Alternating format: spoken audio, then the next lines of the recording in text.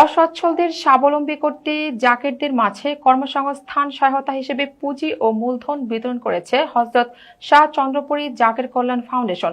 প্রতিনিধি মাহবুব চিস্তি জানান, শনিবার ২৮ মার্চ বাদ ফজর ফরিদপুরের সদরপুরে ঐতিহ্যবাহী চন্দ্রপাড়া দরবার শরীফ এ সহায়তা দেওয়া হয়।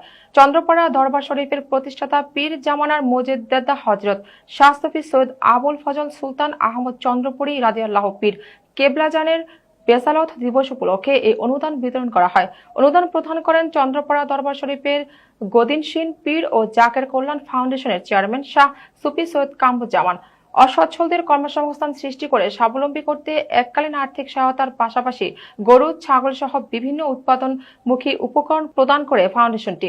এদিকে বেসালত দিবস উপলক্ষে শুক্রবার সকাল থেকেই দেশ বিদেশ থেকে অসংখ্য মুরিদ, আশেক, জাকের ও ভক্তরা দরবার শরীফে সমবেত হন। এদিন বাদ জুমা থেকে পবিত্র কোরআন তেলাওয়াত, মিলাদ, কিয়াম, জিকির, আজকার ও শরীয়ত তরিকত সম্পর্কিত ওয়াজ মাহফিল হয়। শনিবার বাদ ফজর পবিত্র রওজা মুবারক জিয়ারত ও আখিরি মোনাজাতের মাধ্যমে সমগ্র সৃষ্টির সুখ শান্তি ও মহান আল্লাহর নৈকট্য কামনা করা হয়।